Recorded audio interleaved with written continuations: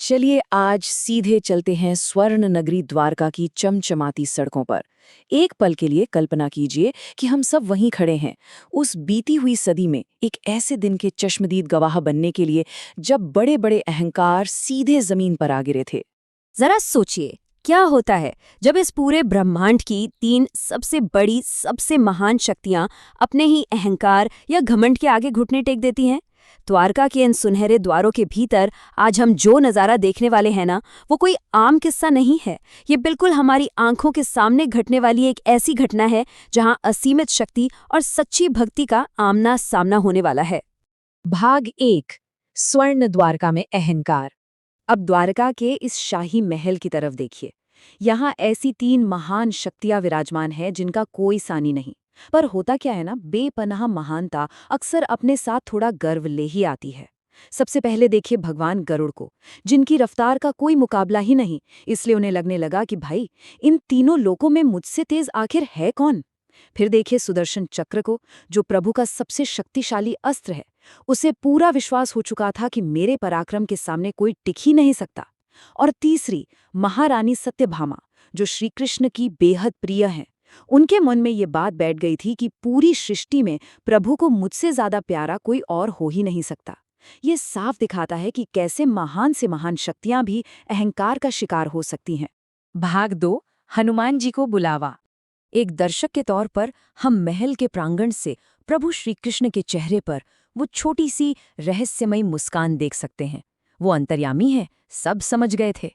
उन्होंने तुरंत अपने उस अनन्य भक्त को याद किया जो हर युग में उनके साथ चट्टान की तरह खड़ा रहा, और एक बड़ा ही खास संदेश देकर गरुड़ जी को भेजा। हे पवन कुमार, प्रभु श्री राम ने आपको द्वारका बुलाया है। ध्यान दीजिए, संदेश में श्री राम का नाम था। गरुड़ जी तुरंत इसी आदेश को लेकर निकल पड़े। अब जरा उस दृश्य को सोचिए जब गरुड़ जी वहां पहुंचे होंगे।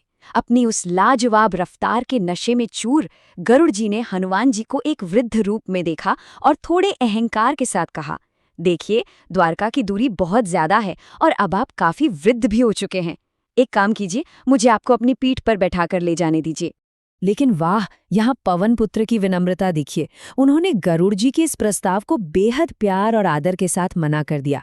उन्होंने बस इतना कहा कि वो अपने प्रभु के नाम का जाप पूरा करेंगे और बस सभी पीछे पीछे आते ही हैं। ये वो पल था जहाँ गरुड़ का अहंकार और हनुमान जी की गहरी शुद्ध भक्ति के बीच का फर्क बिल्कुल साफ दिखाई देता है। भाग 3, तीव्र उड़ान की वापसी। चलिए अब अपनी नजर वापस द्वारिका के मुख्य द्वार पर लाते हैं और आसमान की तरफ देखते हैं। गरुड़ जी अपनी पूरी सर्वोच्च दिव्य गति से वापस आ रहे हैं।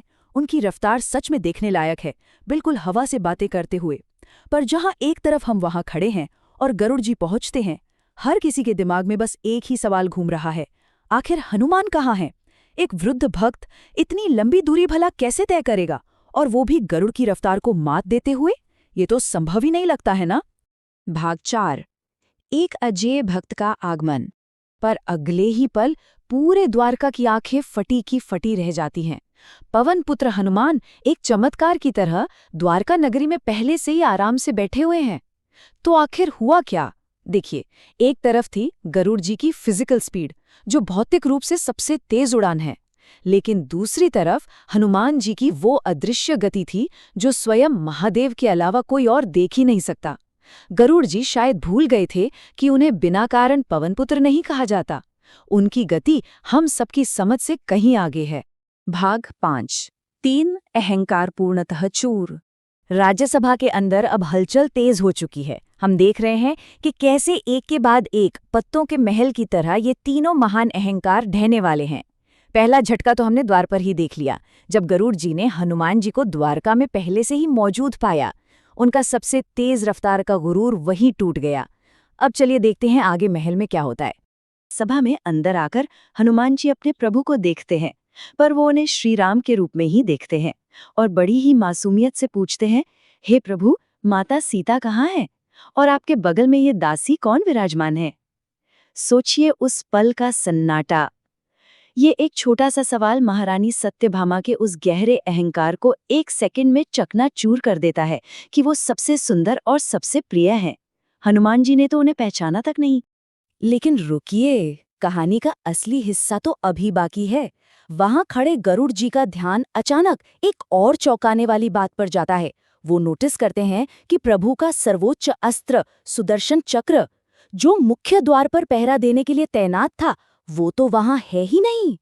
गरुड़ जी को तुरंत समझ आ जाता है कि महान सुदर्शन चक्र भी इस अजेय भक्त का रास्ता रोकने में पूरी तरह फेल हो चुका है।